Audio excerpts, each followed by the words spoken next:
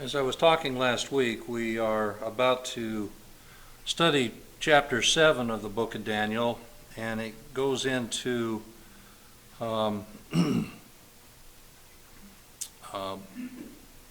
kingdoms and what they are like.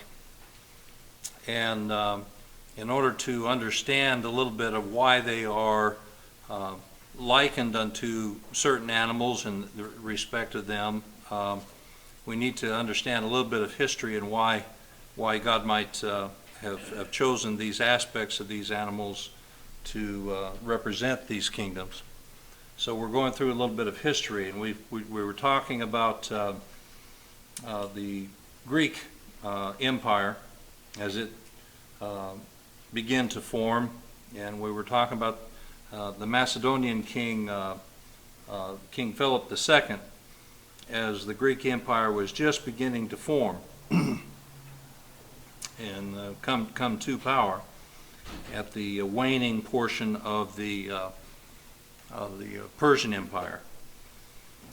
And Philip of Macedon was an individual that was very important to the beginning of the setting up of that kingdom, in that he developed a fighting force, an army, and had all the tools set up for his son to take over and to do some great things with everything that his father had set up. And we had talked about the Macedonian phalanx last week, and this type of fighting machine that his father had, Philip had developed. Also, one of the things that Philip had changed during his reign was the fact that he had changed the way that the fighting force had been financed. Generally, before that period of time, the army was a volunteer army. They came and fought for a period of time, and then they'd have to go home and harvest their crops in the fall. And so they only could fight for a certain period of time. Then they had to go home and help their families harvest and get things ready for winter. And so there's only a period of time that they could really fight wars and do this type of thing. And Philip in Macedon changed that. He paid them.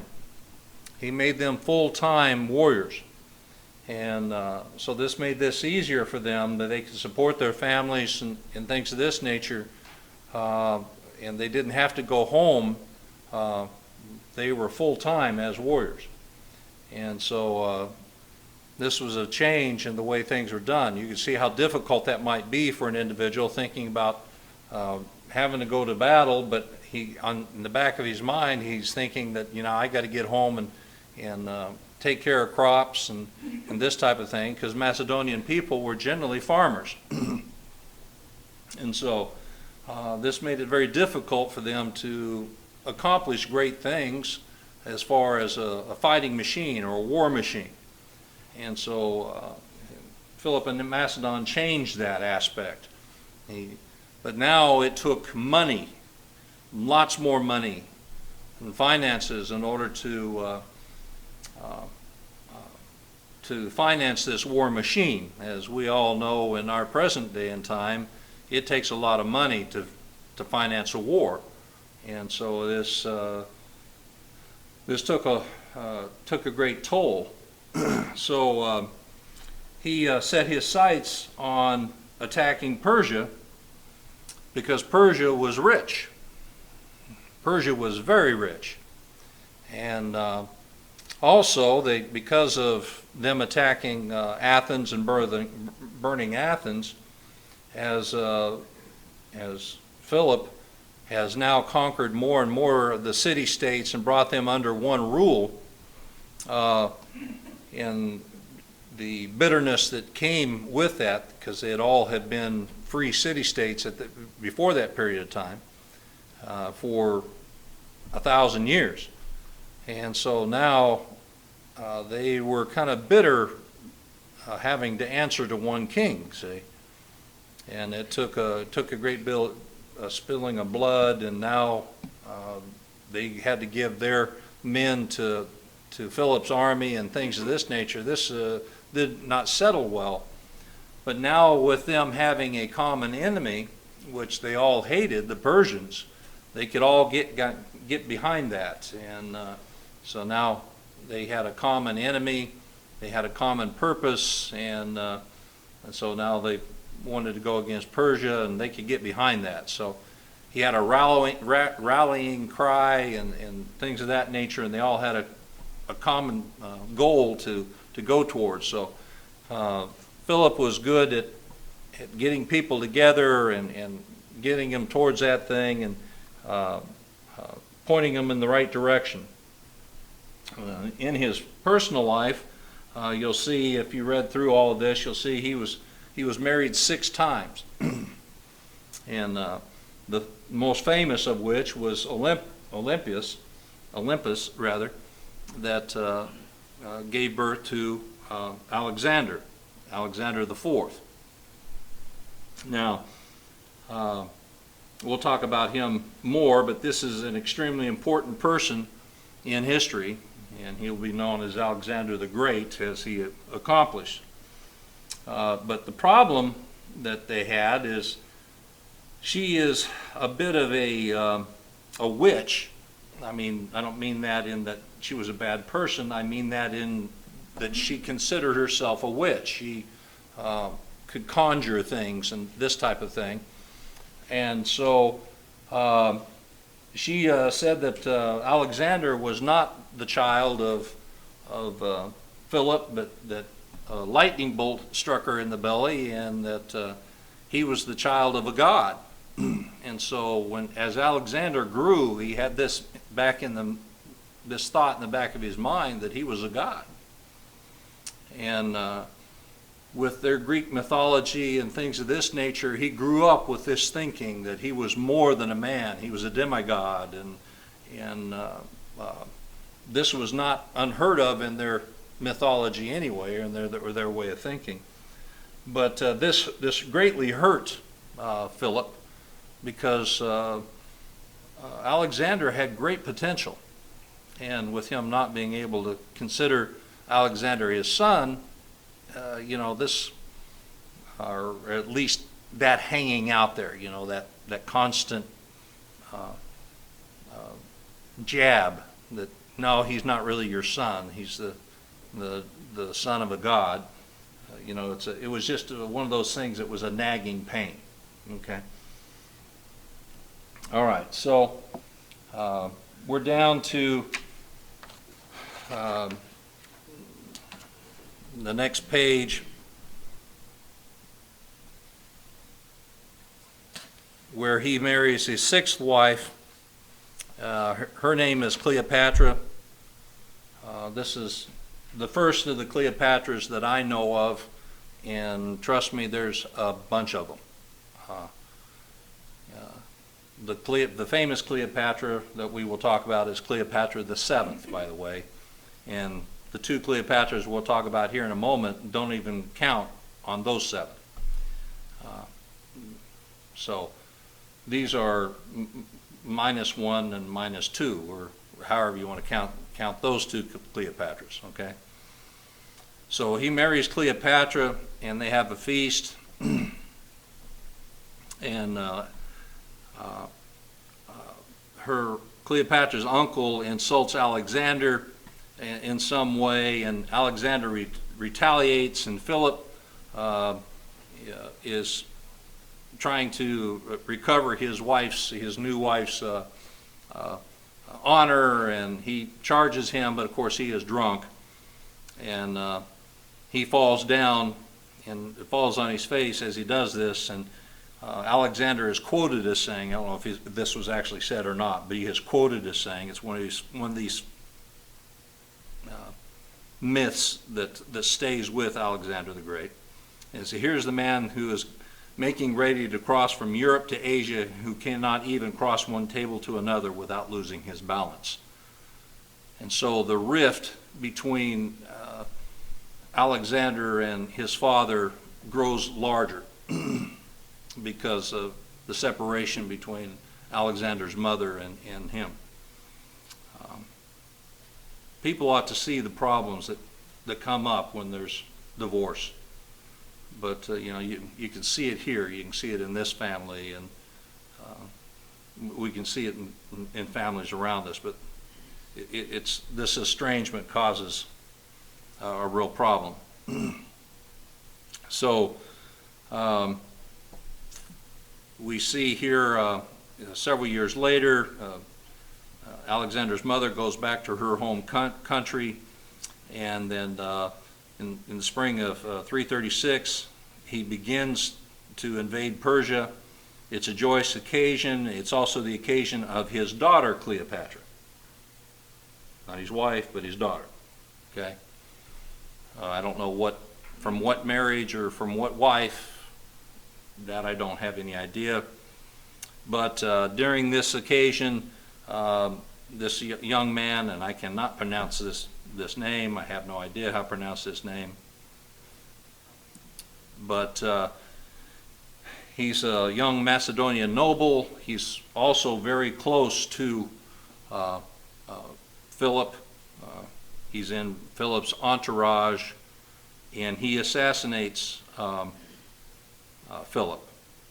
Now, here's where the story gets very interesting. Some of the historians say that Alexander and his people kill him, and some people say that Philip's guards kill him. But there's always this feeling that Olympus and Alexander had something to do with Philip's death. So who knows what went on there? There's all kinds of stories of perhaps even Darius III, the ruler of Persia, may have had something to do with his death. So there's something going on here. There was some reason why this young man turned on Philip and assassinated him. So anyway, he's dead, and so now the government is all set up, and this great war machine is all set up, and Alexander slips right into the position now of king of Macedonia. So here is what it looks like. Macedonia looks like, and it's actually smaller than this. Prior to Philip becoming king, it's actually a little bit smaller in this area here, but he conquers this area, and pushes it all the way to this extent as king. And then before his death, he pushes it to this extent. He owns all this area. He brings all this under his control, except for the area of Sparta, and this area, which was the area that his wife Olympus, or Alexander's mother, they become a strong ally to him. So other than this little spot of land here and this area right on the tip here, everything's under Philip's control. So now that's all handed to Alexander, and he takes control of this area. And there are some people that want to rise up against him, but he makes an example of, I forgot what city, Thebes, the city of Thebes. He makes an example of them all the way down here. He destroys the city and really crushes them to keep all of Greece in check. And that was enough to keep all the rest of everyone else to say, no, we don't want to rise up against him. So we'll just follow under his rule.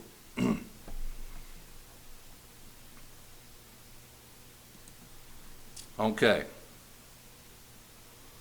Now some things about Alexander the Great. We see his photograph or a bust of him here. Here's a bust of him here with a lion's head on him to show his power.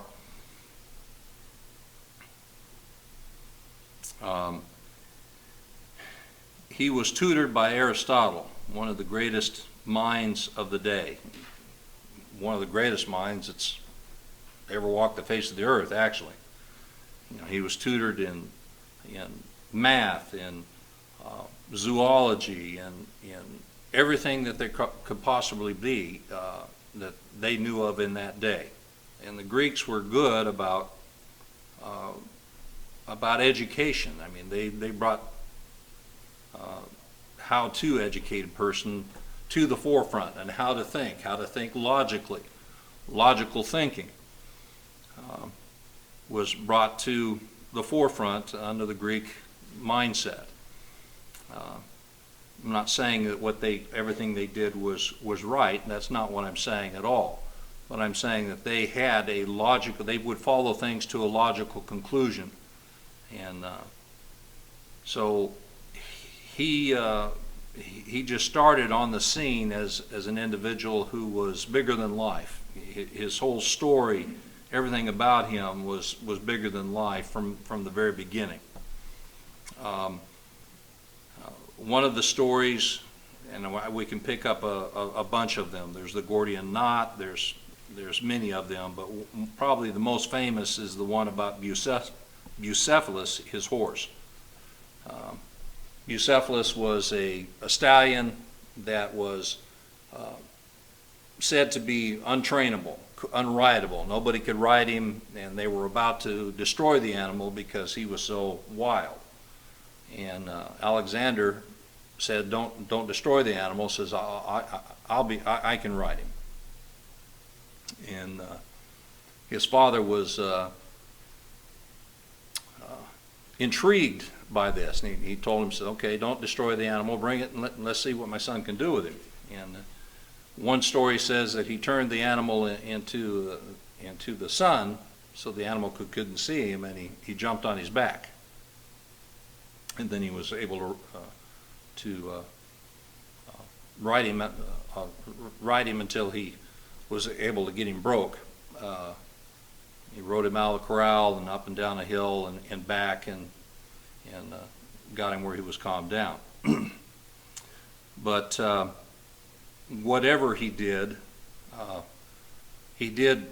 get this animal about the time he was 12.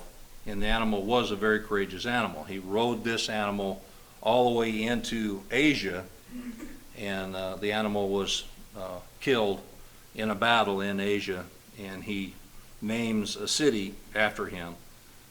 I say in Asia, all the way up into India, which is in Asia. And he names a city in his honor, and he was quite distraught when the animal died. Of course, he was pretty much a pet, and we all know exactly what that's like when we lose a pet or something that we dearly loved. And here, this animal was with him in all of his charges. Alexander the Great led all the charges, the cavalry charges, and he really hated losing this particular horse. So, when you had something since you were a child, you can imagine how he felt when he lost the animal. Nonetheless, we already talked about the revolt of thieves.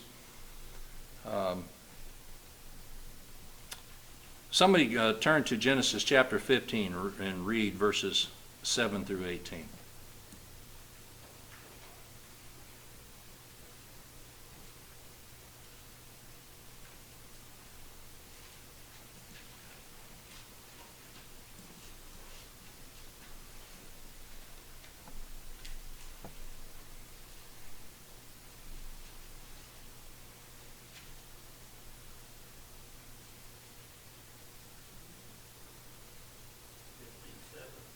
Seven through 18, yeah.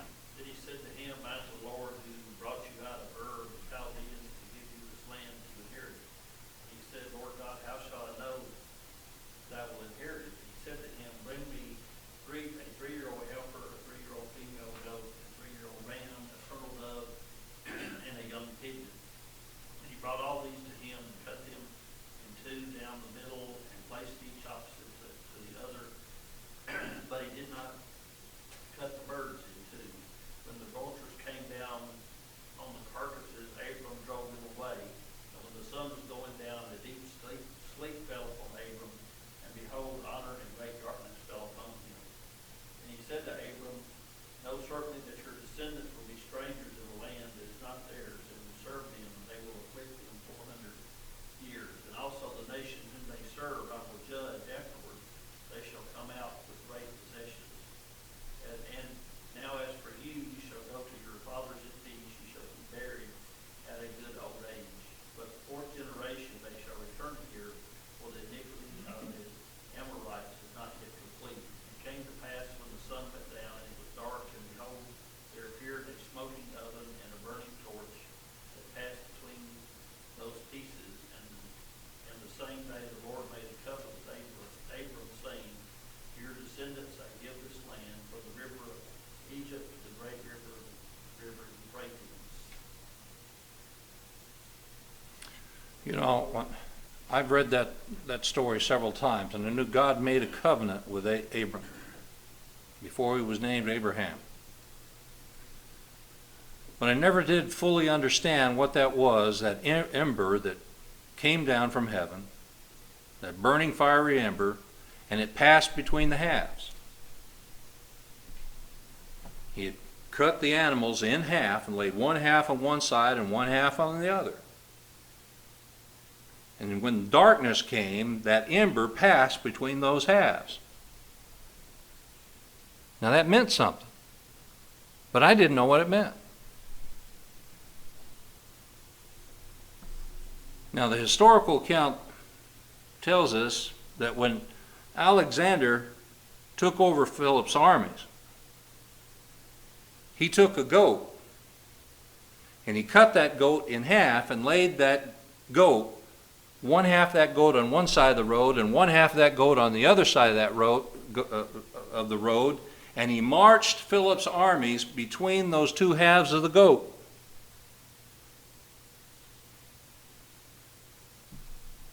Now what did that mean? That meant we are now covenant one with the other. That if we break that covenant one with the other, we will be just like those two halves of the goat laying on the side of the road. We have made a covenant with one another. They were now in a covenant relationship. If you did not want to be in that covenant relationship with Alexander, you did not pass between those two halves of the goat. It was a custom they had. So when that burning fiery ember went down from heaven and passed between that sacrifice that Abram left upon the ground, what did that mean? God made a covenant with Abram. That's what it was saying, just exactly what he said there in the latter part of those verses. I make a covenant with you. I will fulfill it. This is my promise. Just like when Philip's armies passed between those halves, when they were on one side, they were on Philip's armies, but when they got through passing through on the other side, now they were Alexander's armies. They had made a covenant with Alexander. They were going to follow him. Now they were his armies. He was their king.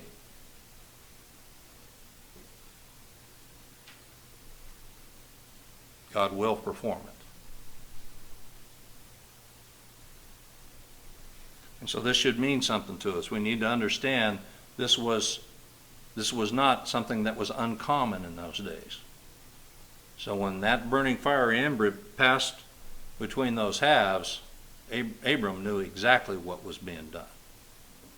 God was saying, I will perform it. All those things that he said that was going to happen, that's what he was saying. I will perform these things. These things are going to come to pass. Okay? All right. Now, Alexander does some tremendous things. The forces that he meets Darius in three major battles. Granicus was a small force, a fairly small force, but he beats him. And then he at Isis again, and he's outflanked, outnumbered 3 or 4 times to 1. He still beats him, and by all accounts it was like maybe a 30-minute battle. Alexander is smart. He is extremely well versed in military tactics. And it's not because the Persians are inept. They're just beat.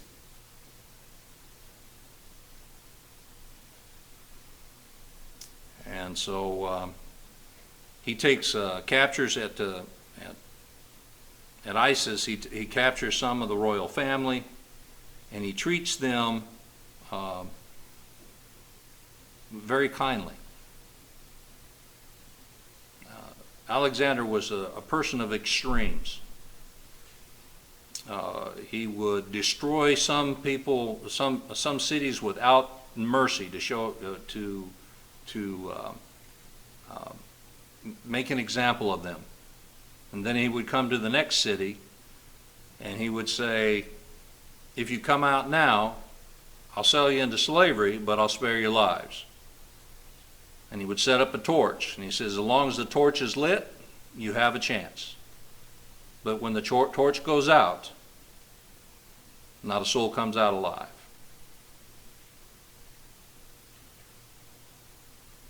And so you could see extremes in the way he would handle things. But if someone in battle would show extreme courage, he would spare their lives. He said, this man or this woman has shown extreme courage. I can't. He would not take their life. There was examples of a woman at a well that threw one of his generals down a well, and because she showed so much courage, he would not have her. He would not let her be put to death. So he was a person of. You never knew exactly what was going to go through his mind. He was an interesting character. But after that battle at Isis, you would think he would continue to pursue Darius, but he doesn't. He turns south, takes Tyre, Sidon. Tyre was an extreme. It was an interesting siege because he takes the rubble from the walls to build a causeway out to the main city. He has to tear certain things down, the walls down, because the main city is out in the water, out in the bay a ways. So he has to tear the walls down to build a causeway so they can actually walk out there. So he was a person of thought, of architecture, things of this nature. He was an interesting character. Now, Josephus in the Antiquities of the Jews, if you look in book 11, chapter 8, and look at paragraphs 5, 6, and 7, Josephus tells of a dream that Alexander has, seeing Jews come out to meet him in white apparel. And in his dream, he is told that God, the God of these people, has determined the demise of Darius and the success of Alexander, his success. And so things happen exactly the way he has dreamed. And as they come out, he gets off his horse and he bows down to the high priest and his generals and things. Says, "What are you doing?" Says, "Why are you bowing down to these people?" He says, I'm not bowing down to them, I'm bowing down to their God. And they show him, he goes into Jerusalem as a conqueror, and they show him the book of Daniel, and that he is a conqueror and things of this nature, and he spares them taxes and things of this nature, and the city of Jerusalem is spared, is not destroyed. Whether that is a true story or not a true story, I think it's interesting. I think it's an interesting read. Okay, well, he goes down to Egypt. He is welcomed as a liberator. He founds the city of Alexandria, one of many. And we know Alexandria because of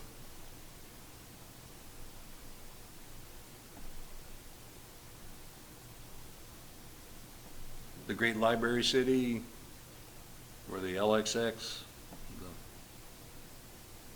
the Greek Old Testament is translated.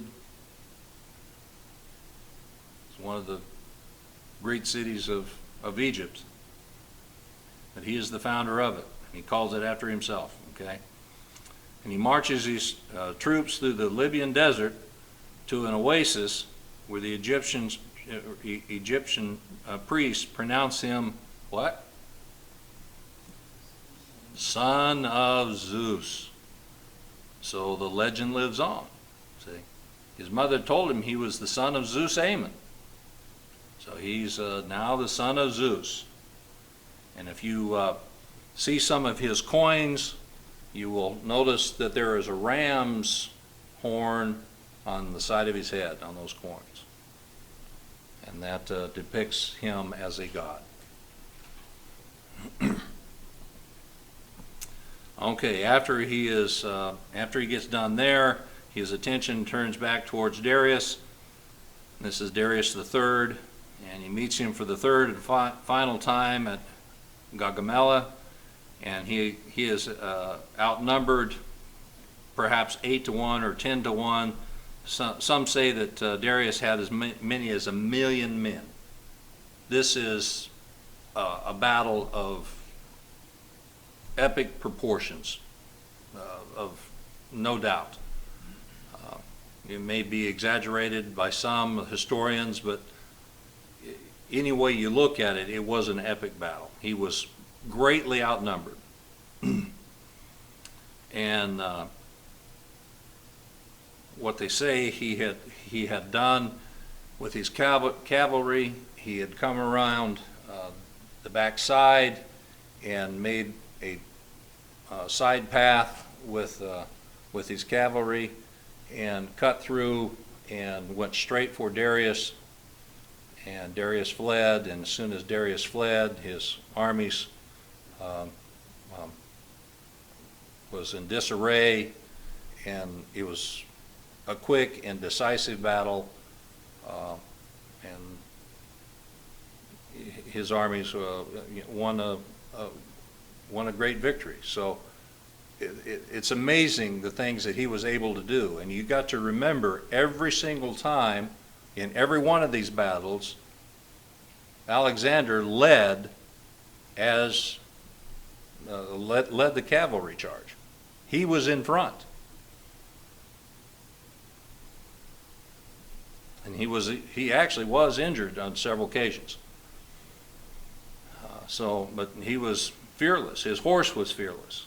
He was an amazing individual. Ruthless, smart, unbelievable. So, about 2 minutes, okay. He goes down, takes Babylon, Susa, Persepolis. Then he finds out because Darius has fled, one of his own kinsmen has killed Darius. They kill him because of his cowardice. And now Alexander now takes on the role of being the avenger. He now considers himself a Persian and he now has an army of Persians and Greeks, and he has them all with him. And now he chases down this new usurper of the Persian Empire, and he chases him all the way to the edge of India, and he has many exploits on the way. And there's several stories that goes with all that. It's really an interesting read about all the things that he does there. In one particular case, they scale the side of a mountain at the sheer cliffs in order to take the city. It's amazing some of the things that they did. But he returns to Babylon, and he dies there. Some say he died of drinking and of a fever. But the whole point is, he has said that he is quoted as saying there was no more worlds to conquer. His whole life was in conquering. And he marched his armies some 10,000 miles. Can you imagine walking 10,000 miles on foot with just a leather sandal? That's all they had. He never lost a battle. And so a great deal was accomplished in just a few years, and you might consider it a wasted life or a lot accomplished, or both. But nonetheless, that was the life of Alexander the Great. A flash in the pan, or like a comet streaking across the sky. All right, we will continue next week. Thank you very much for your kind attention.